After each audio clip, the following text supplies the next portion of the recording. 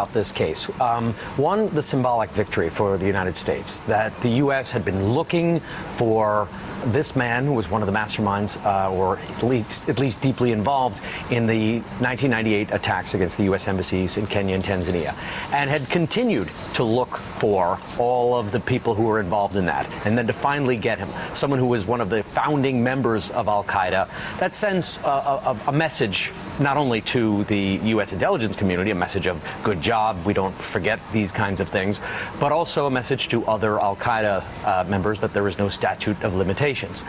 It's also very different comparing to other renditions. If you remember, right after 9/11, there were many of these kind of renditions. The people were just simply disappeared. They were sent to shadow prisons. They were tortured and waterboarded, and then maybe they ended up in Guantanamo Bay.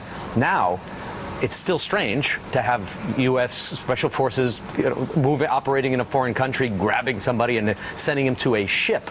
But at least we know where he was taken, how he was taken, that he's on a ship, that he's going to be sent to a trial in the United States. So things have changed, but the practice of renditions continues.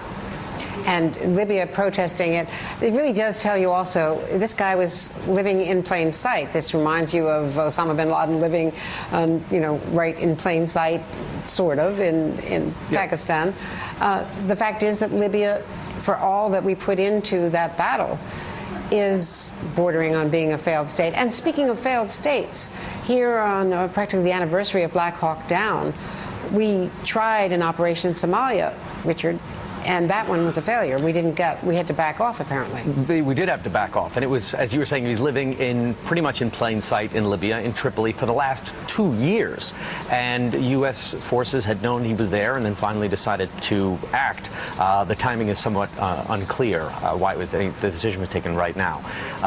In Somalia, a different kind of operation. In Tripoli, U.S. forces were able to sneak up onto this suspect early in the morning in cars, smash his window, drag him out of a car, drive away, and then get him onto this helicopter carrier in the Mediterranean.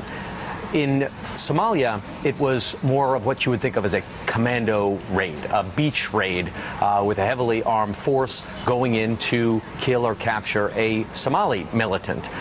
There was a heavy firefight, and the Navy SEALs decided to pull back so that they wouldn't take casualties and wouldn't inflict too many civilian casualties as well. Richard Engel, thank you very much. Thanks for the update.